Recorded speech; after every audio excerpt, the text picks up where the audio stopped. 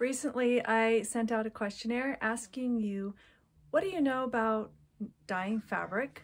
What topics would you be interested in around natural dyeing? And what questions do you have regarding natural dyeing?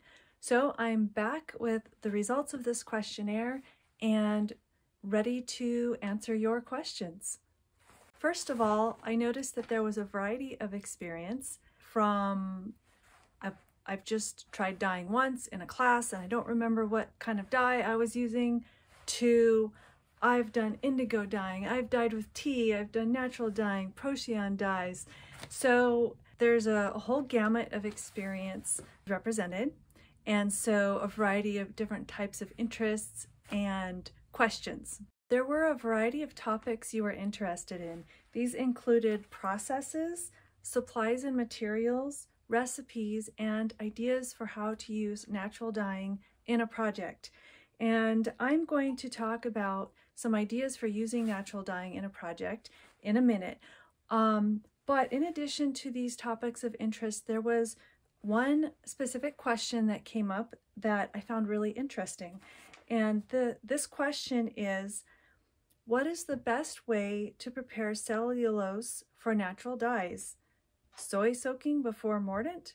For those of you who are not really familiar with the natural dyeing process, I just want to talk a little bit about mordants for a second before I go into discussing this question.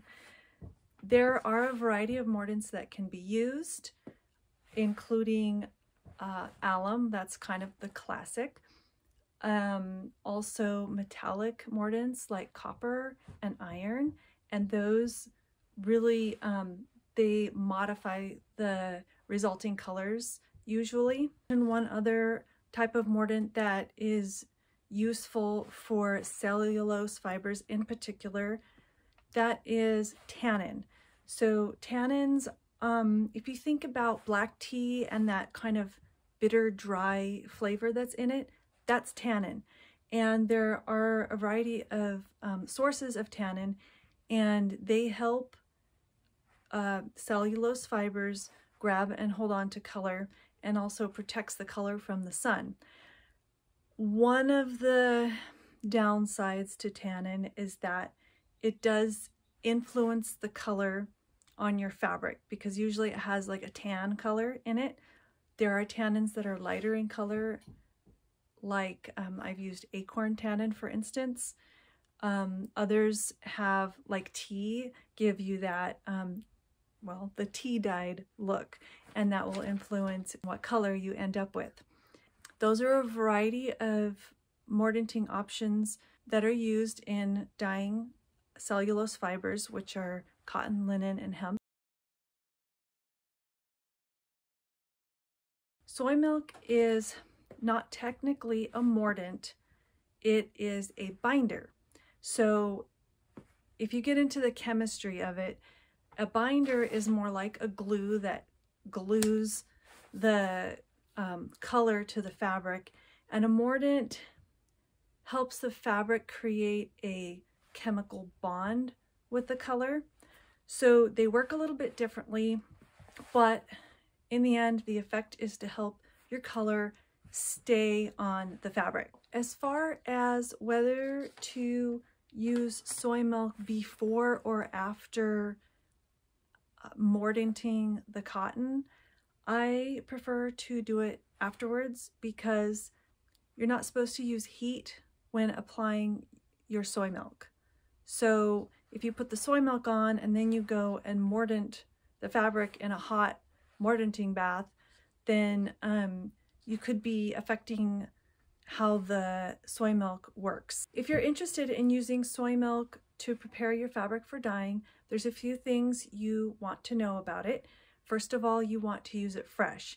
If it's not fresh, it's not going to work the same way. So don't buy soy milk from the grocery store, for instance, because it's been processed with heat. And also, there is a curing time for soy milk. So once you apply it to the fabric, you need to do your dyeing before the curing time is over. So if you're having like a really hot, dry weather, you only have 2 weeks. And then after that, the soy milk is going to start to resist the color rather than to hang on to it. I've found that soy milk that isn't really fresh can cause streaking on the fabric.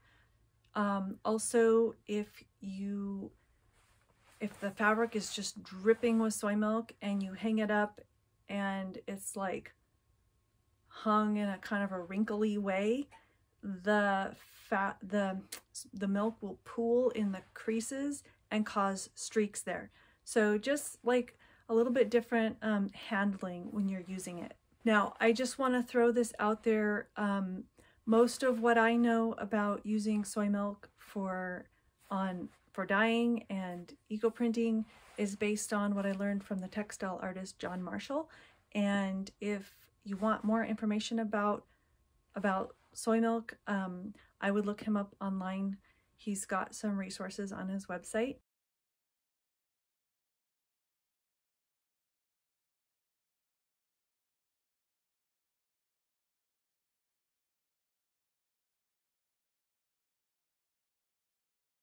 Let's take a look at some ideas for using natural dyes in a project.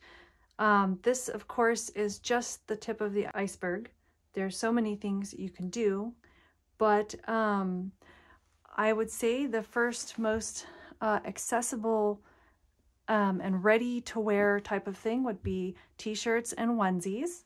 I think that, you know, something that's just a solid one color might be seem a little boring, but once you add some like accessories, it's really fun.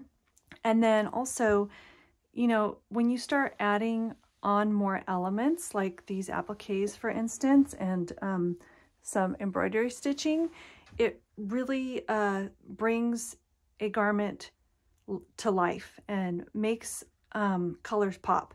So a lot of natural dye colors are more muted, but when you start putting them next to each other and you start creating some contrast, then they get more exciting. Also, if you notice this background cloth, this is a tablecloth that I dyed with artichoke leaves. That's another idea for natural dyeing, as well as napkins and placemats. Now this is an example of how you might finish a placemat with a drawn thread edging or a frayed edge. That little bit of texture just adds a lot to this piece of fabric. This is also a nice border for a bandana. You can also buy plain white cotton shoelaces and then dye those for some variety for your shoes. There's a round one here and a flat style. This was dyed with cochineal, which has a different color depending on what kind of fabric you're using. So this is cotton and this is wool, and they are both dyed in the same dye bath. So you can see there's a big difference there. So yarn is another common way that people use natural dyeing. So if you're into knitting and crochet, this would be a great option.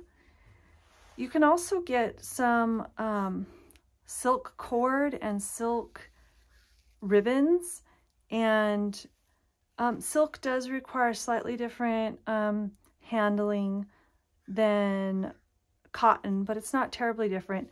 And these can be really fun for tying up gifts or adding to garments if you like to sew.